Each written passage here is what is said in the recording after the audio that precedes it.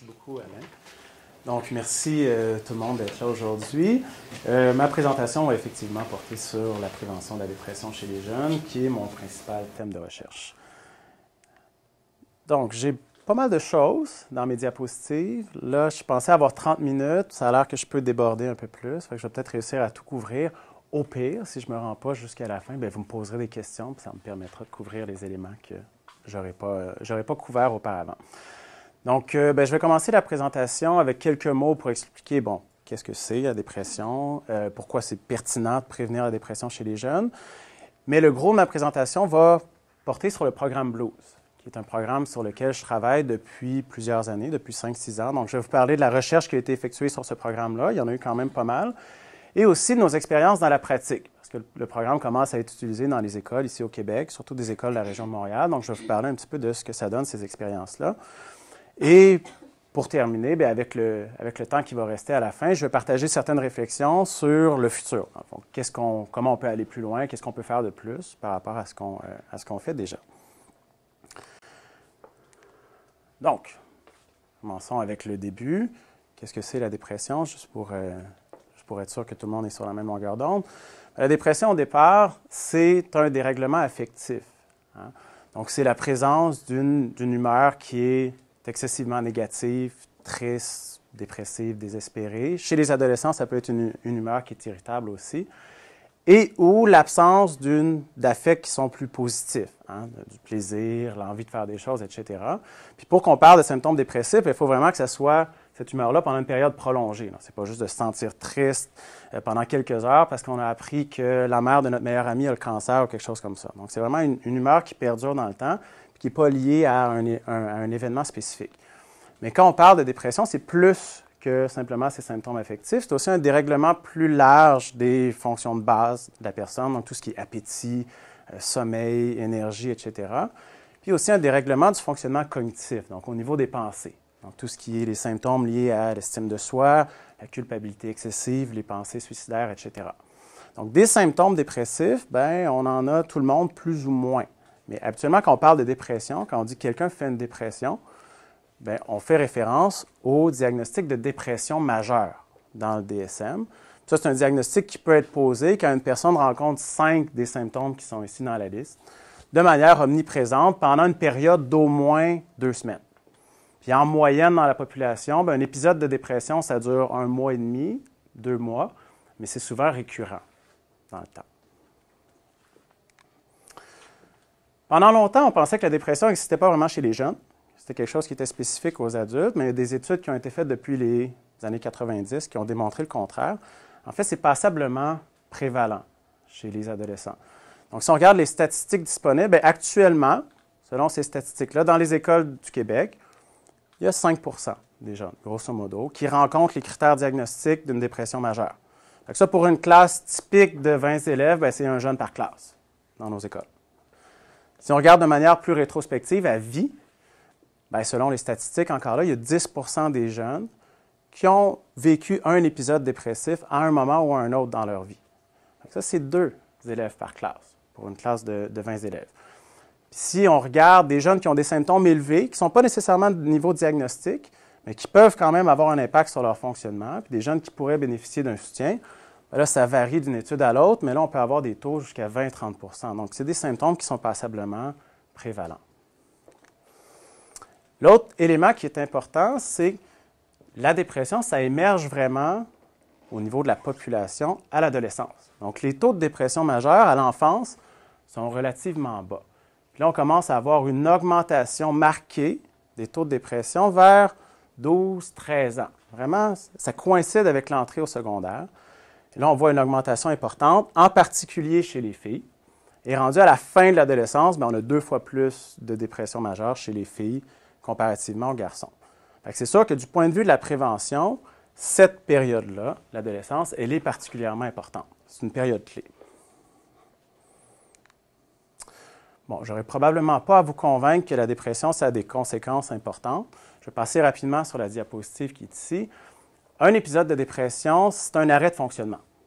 Donc, ça affecte toutes les sphères de vie d'un jeune. Ça va affecter ses relations avec les amis, ses relations avec les parents, son fonctionnement à l'école, son fonctionnement au travail, sa santé physique, etc. Évidemment, la dépression, c'est un facteur de risque important du suicide, sinon le facteur de risque numéro 1.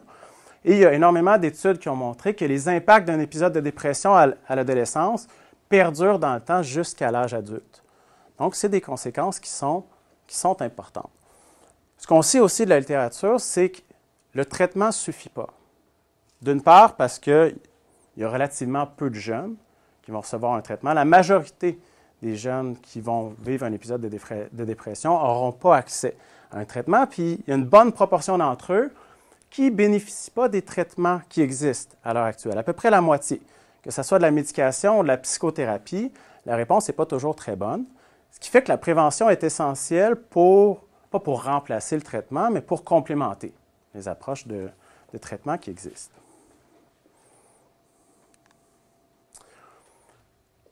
Bon. Très, très rapidement, là, un survol des connaissances. Qu'est-ce qu'on sait à l'heure actuelle sur la prévention de la dépression chez les jeunes? La prévention est étudiée, je vous dirais, depuis 25-30 ans. Le gros de ce qu'on a dans la littérature actuellement, c'est un focus sur des interventions cognitivo-comportementales. Des interventions qui visent à modifier les pensées des jeunes, puis qui visent à modifier leur comportement. Donc, je ne veux pas trop quantifier, mais mettons 60-80% de ce qu'on retrouve dans la littérature, c'est des interventions CC. C'est ce qui a été le plus étudié. Il y a d'autres approches, comme la psychothérapie interpersonnelle, des approches de gestion de stress ou des approches cognitivo-comportementales de troisième vague qui commencent à émerger un peu plus. Puis typiquement, quand on compare ces différentes approches-là, on a des effets qui sont relativement similaires. Il n'y a pas des grosses distinctions. Il y a pas mal de méta-analyses qui ont été faites, et ces méta-analyses-là montrent que les interventions préventives fonctionnent, mais ont des effets qui sont moyens en termes de taille d'effet. Donc, ce n'est pas extraordinaire. Et c'est des effets qui durent dans le temps à peu près jusqu'à 6 mois, donc court, moyen terme. On a rarement des effets qui durent plus longtemps par la suite. Autre élément qui est clair des méta-analyses, c'est que les approches qui sont ciblées, donc quand on intervient auprès de jeunes qui sont à risque de dépression, ces programmes-là fonctionnent mieux que des interventions qui sont universelles. On intervient avec tous les jeunes dans une population, tous les jeunes dans une école. En fait, les approches qui sont universelles ne fonctionnent pas beaucoup, voire même pas du tout, selon la littérature scientifique. Donc ça a été montré et répliqué plusieurs fois par les méta-analyses dans les dernières années. L'autre élément qui est particulièrement important à mon avis, c'est quand on regarde les études qui testent les programmes dans des conditions de pratique réelles, des conditions de pratique courantes, les programmes fonctionnent moins bien que quand on teste les programmes et que le programme est animé par les équipes de recherche dans des conditions très contrôlées. Fait que cette distinction entre efficacité et effectivité que vous connaissez probablement. Donc, le passage de la recherche à la pratique n'est pas un passage qui est nécessairement évident. Ça, pour moi, c'est un enjeu majeur.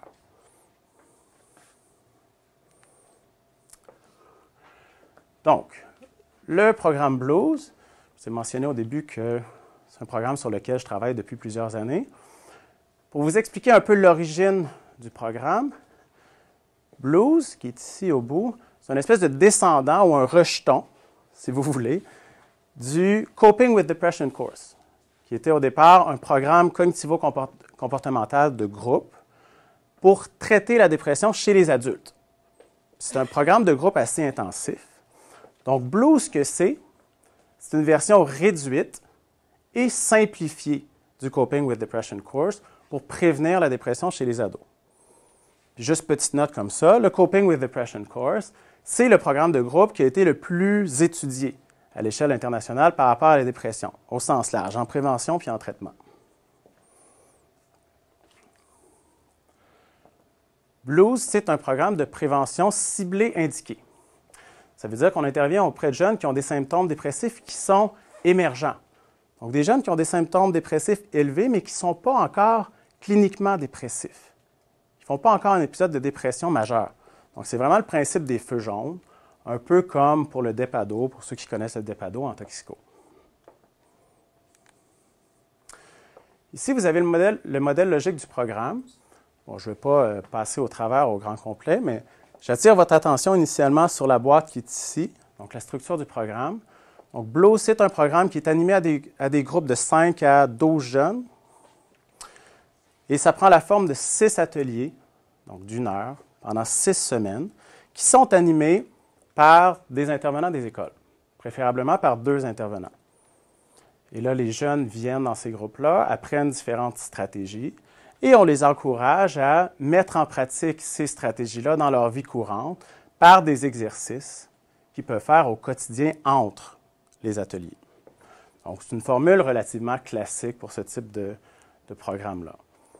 En termes de composantes, en termes d'activités, ce que vous avez dans la colonne orange ici au milieu, il y a 2 composantes principales dans le programme Blues. Puis ça, c'est une distinction par rapport à d'autres programmes qui existent, parce que la plupart des programmes de prévention ont beaucoup plus de composantes, sont beaucoup plus complexes. Puis à mon avis, c'est un avantage qu'ici, on ait juste 2 composantes, puis que ça soit relativement ciblé. Donc, on a une première composante qui est la composante cognitive. Donc, les jeunes apprennent 3 techniques pour transformer leurs pensées excessivement négatives en des pensées qui sont plus réalistes, plus positives. Donc, c'est 3 techniques de restructuration cognitive, pour ceux qui connaissent un peu ces approches-là. Et on a une deuxième composante qui est plus comportementale, où là, on aide les jeunes à se réengager de manière progressive dans des activités normatives, des activités plaisantes dans leur vie. Puis l'idée ici, c'est de contrer la tendance des jeunes dépressifs à s'isoler, à être très passifs dans leur vie, puis à éviter la plupart des situations sociales, des situations de leur vie. Et ça, c'est la composante d'activation comportementale. Dans la colonne juste à droite, les objectifs principaux du programme, c'est évidemment de réduire les symptômes des jeunes et surtout de prévenir l'aggravation des symptômes que les jeunes développent une dépression majeure.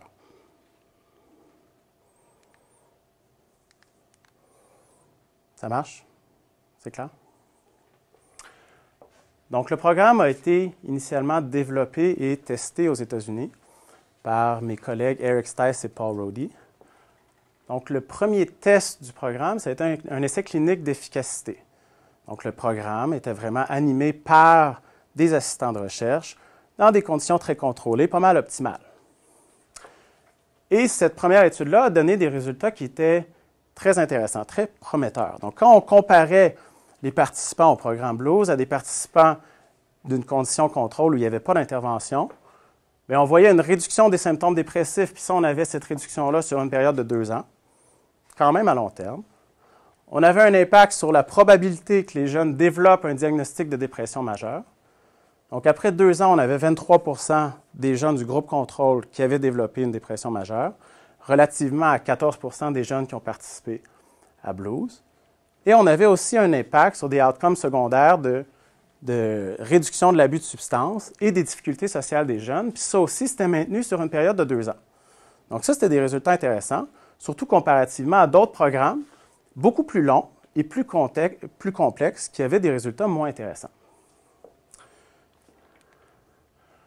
Donc, sur la base de ces résultats-là, il y a eu une deuxième étude, un deuxième essai clinique qui a été effectué, mais maintenant pour voir si le programme fonctionnait aussi bien quand il était mis en œuvre dans des conditions de pratique plus réelles.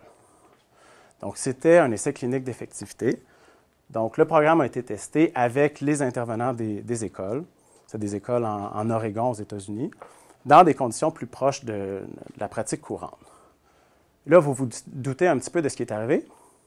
Donc, il y a eu certains effets du programme, mais moins intéressants que dans la première étude. Donc, il y a eu un impact sur la réduction des symptômes, mais qui était spécifiquement au post-test. Donc, cet impact-là n'a pas été maintenu sur une période de 2 ans comme dans la première étude. Il y a eu un impact sur la probabilité que les jeunes développent une dépression, mais c'est un impact qu'on voyait sur une période de 6 mois, assez important, mais on perdait un peu cet impact-là par la suite. Sur 2 ans, ça devenait marginalement significatif. Et il n'y a pas eu de réplication des effets sur les outcomes secondaires, d'abus de substances et de difficultés sociales des jeunes.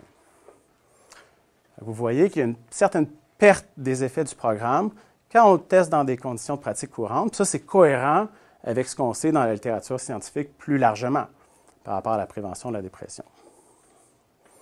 Malgré tout, ces résultats-là, pour ce qui existe à l'échelle internationale, ça fait que Blues, c'est pas mal une des meilleures options, une des meilleures solutions qui existent à l'heure actuelle.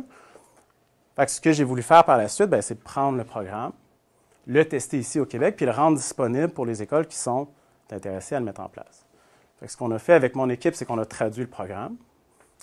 On a apporté des modifications mineures au contenu en parlant avec les concepteurs américains du programme. Et le principal changement qu'on a fait, c'est qu'on a développé un site web pour accompagner l'intervention. Ça, c'est spécifiquement par rapport aux exercices que les jeunes font entre les ateliers. Donc, dans la version américaine, les jeunes font ces exercices-là papier-crayon. Nous, on s'est dit, pour rendre ça un petit peu plus engageant, intéressant pour les jeunes, on va développer un site web qui leur permet d'aller faire ces exercices-là en ligne pour rendre ça un petit peu plus intéressant, un petit peu plus accrocheur pour eux.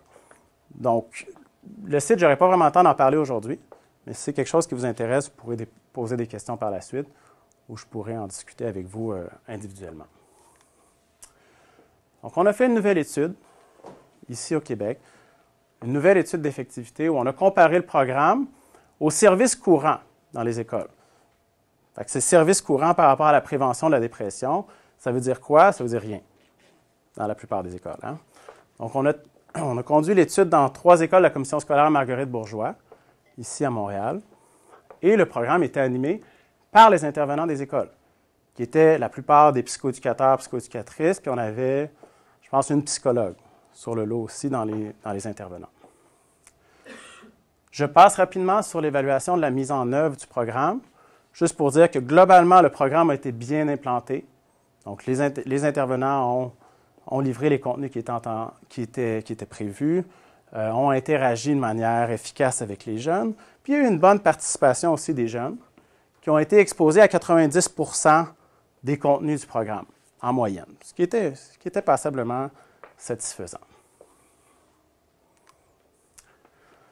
Donc, quand on regarde les effets, donc au niveau des diagnostics de dépression majeure, dans ce cas-ci, on avait un suivi qui était jusqu'à 6 mois. On ne s'est pas rendu jusqu'à 2 ans.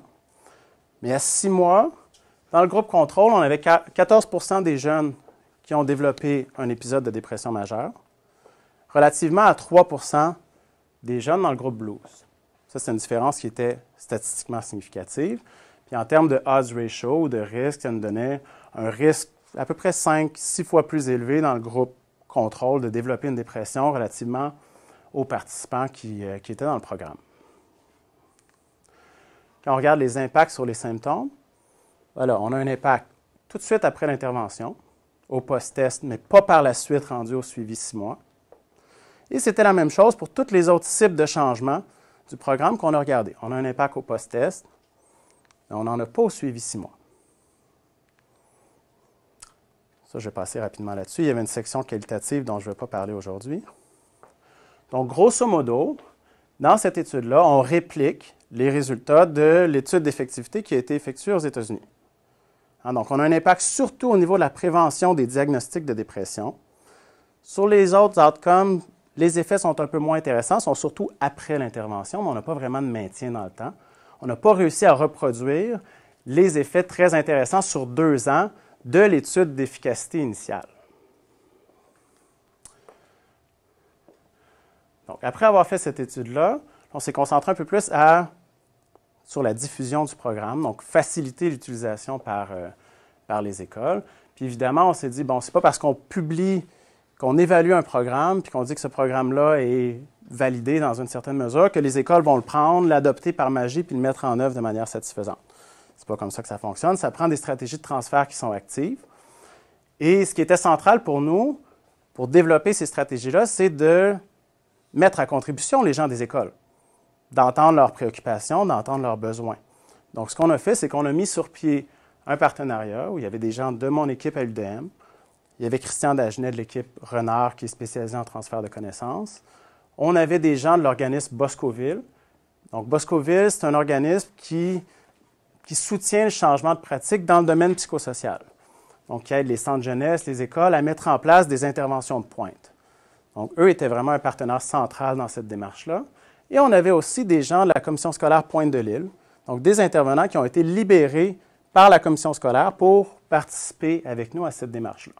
Et là, ce qu'on a fait, c'est qu'on a développé toute une série d'outils pour faciliter la mise en œuvre du programme dans la pratique.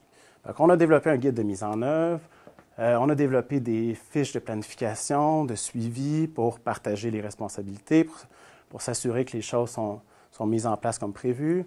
On a toutes sortes de documents clés en main pour informer les jeunes, les parents, le personnel de l'école, pour faciliter le recrutement, etc. Donc, on a essayé vraiment de rendre ça le plus simple possible pour les milieux qui veulent mettre en place le programme. Ce qui était bien important pour nous, c'est cette question de la flexibilité. Donc, on s'est dit, pour que le programme soit adopté par les écoles, il faut qu'on leur laisse des choix dans la manière de le mettre en œuvre. Si on leur impose de le mettre en place exactement comme on l'a testé en recherche, ça va être très difficile. Puis le premier élément là-dedans, c'est cette question de la prévention indiquée. Quand on fait de la prévention indiquée, concrètement, dans nos évaluations en recherche, qu'est-ce qu'on fait? On fait un premier screening des jeunes pour voir s'ils ont des symptômes dépressifs élevés. Ça, on le fait avec le CESD, c'est un questionnaire de 20 items. Ça va, ça se fait relativement bien. Mais l'autre étape, c'est d'exclure les jeunes qui sont déjà cliniquement dépressifs. Donc ça veut dire qu'il faut qu'on fasse une évaluation de la dépression. Ça se fait par un entretien diagnostique. Ça, c'est long. Ça prend 45 minutes, 1 heure par jeune. Puis ça prend quelqu'un qui a l'expertise, qui est capable de faire ça. Puis ce n'est pas une expertise qui existe dans la grande majorité des écoles. Ce qui fait que si on force les écoles à implanter le programme de cette façon-là, il ne sera jamais utilisé. Jamais, jamais, jamais utilisé. Un des éléments qu'on permet, c'est que les écoles sélectionnent des jeunes qui ont des symptômes dépressifs élevés, mais sans exclure des jeunes qui sont potentiellement dépressifs. Là, l'intervention c'est plus purement de la prévention indiquée. Ça peut devenir aussi du traitement dans une certaine mesure, mais on n'a pas le choix de faire ça, parce que sinon, ça ne sera pas utilisé. Mais c'est sûr que ça crée un certain écart entre ce qu'on a testé en recherche et ce qui est utilisé en pratique. L'autre élément qui peut faciliter la mise en œuvre du programme, c'est que l'organisme Boscoville, dont je vous parlais, offre un accompagnement intensif aux commissions scolaires puis aux écoles qui sont intéressées à mettre en place le programme.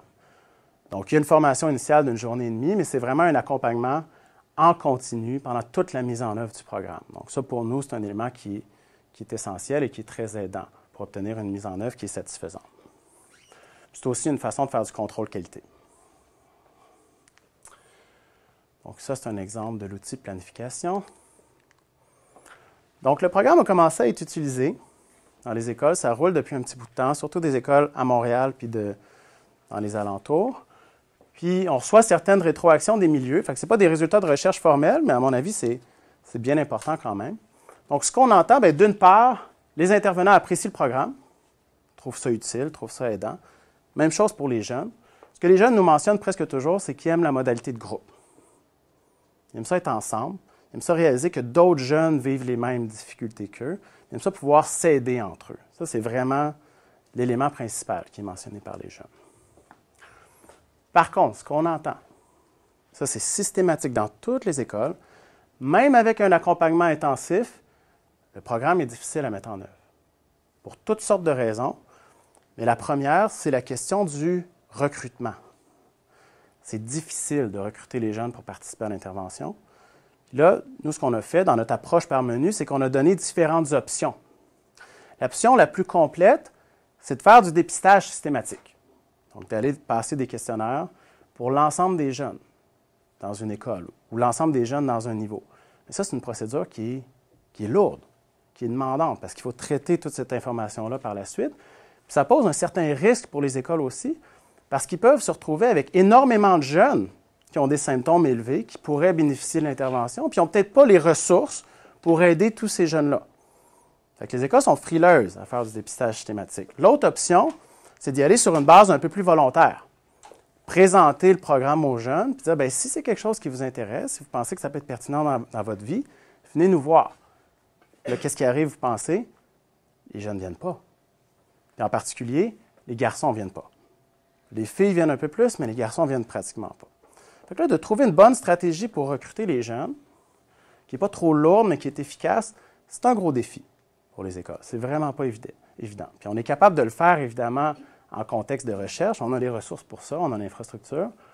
Mais pour les écoles, ce n'est pas évident. en même temps, c'est embêtant, parce que l'autre possibilité, c'est d'aller plus vers des programmes qui sont universels. Puis là, il faut intervenir avec tout le monde dans l'école. Puis la littérature scientifique nous dit que ça ne marche pas mieux. Ça ne marche pas super bien, ces approches-là. Donc, il n'y a pas de solution miracle. Bon, la question du temps, ça se présente dans à peu près toutes les situations, mais c'est un enjeu majeur aussi. Donc, les intervenants sont à l'aise avec le temps d'animation des séances parce qu'ils sont en contact direct avec les jeunes, mais tout le temps de préparation pour les séances, c'est très difficile pour eux de trouver ce temps-là. C'est très difficile aussi de trouver du temps de rattrapage pour des jeunes qui manquent un des ateliers. Donc, on les encourage à prendre quelques minutes pour revoir le contenu avec les jeunes, pour les garder accrochés, pour pas qu'ils décrochent en cours de route. Ça, c'est très difficile pour les intervenants dans la pratique de trouver ce temps-là.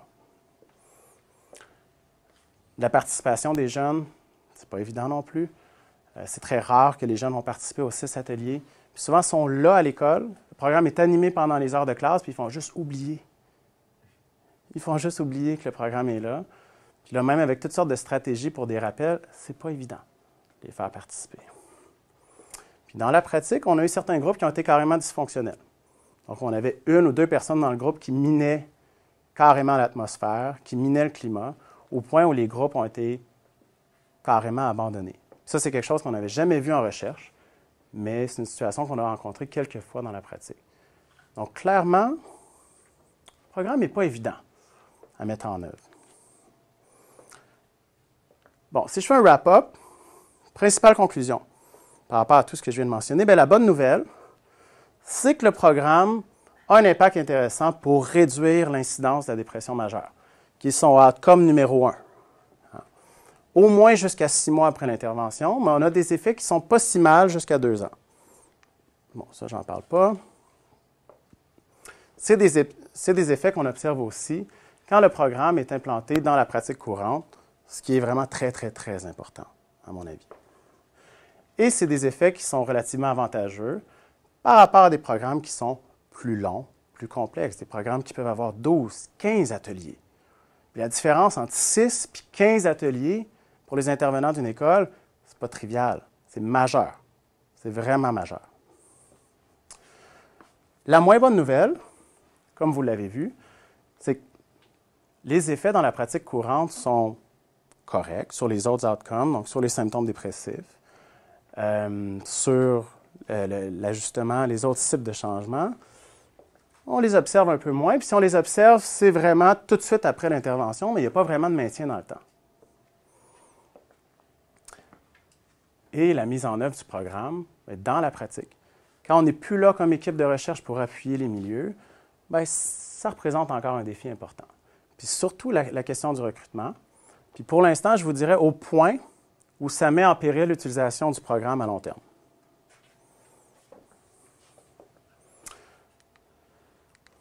Globalement, qu'est-ce qu'on peut dire? Bon, il y a des éléments intéressants, puis c'est aussi l'état de la littérature sur la prévention de la dépression.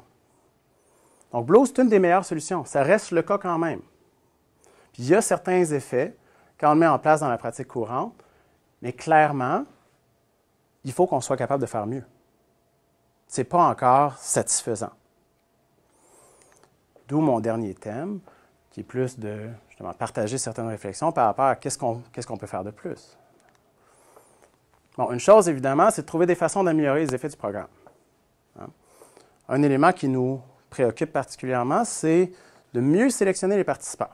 Donc, on a fait des études, on a regardé les trajectoires de symptômes, puis ce qu'on a réalisé, c'est que dans nos jeunes qui sont dans le groupe contrôle, les jeunes qui ne participent pas à une intervention, on a la majorité des jeunes qui ont une trajectoire de symptômes qui descend, qui ne deviennent jamais déprimés. Ça, ce que ça veut dire concrètement, c'est qu'on a plus que la moitié des jeunes dans notre groupe Blues qui iraient mieux de manière spontanée, qui n'ont pas vraiment besoin d'une intervention. Fait qu'un défi pour nous, c'est d'être capable de mieux cibler nos participants pour aller chercher ceux qui sont vraiment à risque d'avoir des symptômes qui s'aggravent dans le temps, pour cibler encore plus nos ressources. Un autre élément, bon, accroître le maintien, ce n'est pas une très belle phrase, mais c'est trouver des façons de mieux maintenir les effets du programme dans le temps, les différentes stratégies qui peuvent être utilisées, par exemple des booster sessions dans le terme en anglais, donc de faire un atelier 6 mois, 1 an plus tard pour revisiter les concepts avec les participants. Ça peut être d'essayer de mettre dans le coup des gens dans l'entourage des jeunes, que ce soit des gens à l'école, les pères, les parents, pour essayer de travailler la généralisation des acquis. Et le plus important, à mon avis, c'est ce point-là. C'est de mieux comprendre dans quelles conditions le programme produit des effets, puis comment. Parce qu'à l'heure actuelle, on ne le comprend pas très bien. Puis en fait, dans les études qu'on a faites jusqu'à maintenant, ce qu'on réalise, c'est que les effets du programme ne viennent pas des mécanismes qu'on postule. Donc, je vous ai parlé de restructuration cognitive, je vous ai parlé d'activation comportementale. Quand on le teste, ce n'est pas ça, les mécanismes qui amènent le changement dans le programme. C'est d'autres choses, puis à l'heure actuelle, on ne sait pas c'est quoi. Puis à l'heure actuelle, on ne sait pas non plus c'est qui les participants qui bénéficient bien de l'intervention, puis ceux qui en bénéficient un peu moins. Puis une des choses, c'est qu'on a été relativement restreint dans les variables qu'on a considérées. On a surtout considéré des variables psychologiques.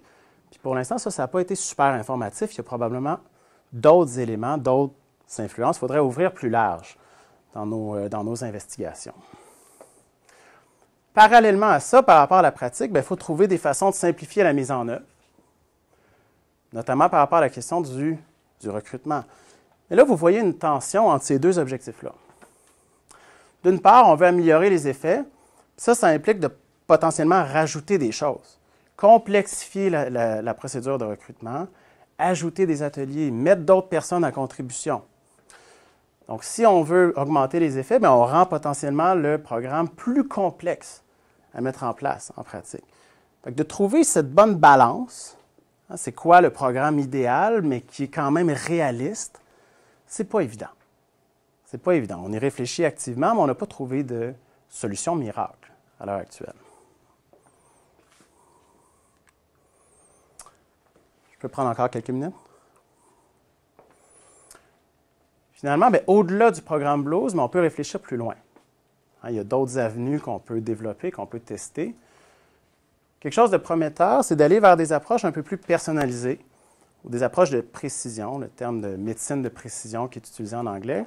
Puis la logique ici, c'est de dire, au lieu de prendre pour acquis qu'un programme cognitivo-comportemental comme Blues va avoir un impact pour tous les jeunes, c'est plutôt de se dire, ça va fonctionner avec certains jeunes à risque de dépression, mais peut-être que d'autres approches vont fonctionner mieux pour d'autres jeunes. Donc, un des projets qu'on est en train de développer, c'est d'essayer de comparer Blues au programme Destress et Progress, qui est un programme de gestion de stress qui a montré certains bénéfices par rapport à la dépression. Puis on est intéressé à voir est-ce que Blues est un programme bénéfique pour certains types de jeunes, puis est-ce que d'autres jeunes répondent mieux à Destress et Progress. Donc ça, cette notion d'approche personnalisée, il n'y a à peu près rien là-dessus dans la littérature scientifique jusqu'à maintenant. Une autre approche qui peut être intéressante, c'est de mettre en place une approche par palier, ou de step care en anglais. Donc, ce qu'on a fait jusqu'à maintenant, c'est tester soit des interventions universelles ou des interventions ciblées. Mais la combinaison des deux, on ne l'a pas vraiment fait encore. Mais c'est possible d'avoir un système qu'on met en place dans une école où on a des interventions universelles qui sont relativement légères, qui s'adresse à tous les jeunes de l'école, qu'on ait un deuxième palier, une intervention de groupe, comme Blues par exemple, qui est spécifiquement pour des jeunes qui sont à risque de dépression, et potentiellement un dernier palier, plus individualisé, pour les jeunes qui ont déjà des symptômes qui sont francs ou qui sont déjà cliniquement dépressifs. Donc, ces approches-là peuvent s'avérer intéressantes. Ça a été montré intéressant dans d'autres contextes. En prévention, ça n'a jamais été trop testé jusqu'à maintenant. Pourtant, il y a beaucoup d'écoles qui utilisent une approche comme ça pour gérer d'autres problèmes, notamment les problèmes de comportement chez les jeunes. Donc, ça serait quelque chose qui se mettrait en place probablement relativement facilement pour la plupart des écoles. En tout cas, ça serait relativement harmonieux avec ce qu'ils font déjà. Je vais faire attention à ce que je dis.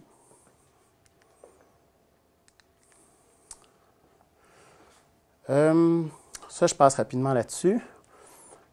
Une autre façon de réfléchir, c'est de sortir d'un mindset qui est très clinique. La plupart des approches de prévention qui existent, ça a été des traitements chez les adultes qu'on a adaptés pour la prévention chez les jeunes. Donc, c'est des approches cliniques, c'est des approches qui sont potentiellement relativement stigmatisantes pour les jeunes. Et c'est des approches qui fonctionnent, vous l'avez vu, OK, mais pas si bien que ça non plus. Peut-être qu'on peut sortir de ça et aller vers quelque chose de beaucoup plus général. Je donne un exemple ici, mais ce n'est pas le seul. On sait par exemple que l'activité physique a un potentiel thérapeutique. Ça, c'est bien démontré chez les adultes. Donc ça, c'est quelque chose qui est relativement simple à mettre en place. Une intervention centrée sur l'activité physique. Ça peut potentiellement avoir des impacts intéressants sur la dépression, mais aussi, évidemment, des impacts pour la santé des jeunes plus largement.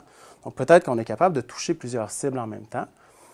Et c'est très possible que des interventions comme ça nous donneraient des effets similaires à ce qu'on est capable d'aller obtenir avec nos interventions CC, qui sont des interventions cliniques plus compliquées à mettre en place.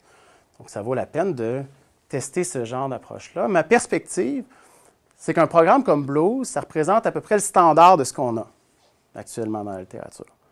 Puis l'intérêt, quand on teste des nouvelles approches, c'est de le comparer à ce qui existe. Fait que ma perspective avec ce genre d'idée-là, c'est la recherche comparative.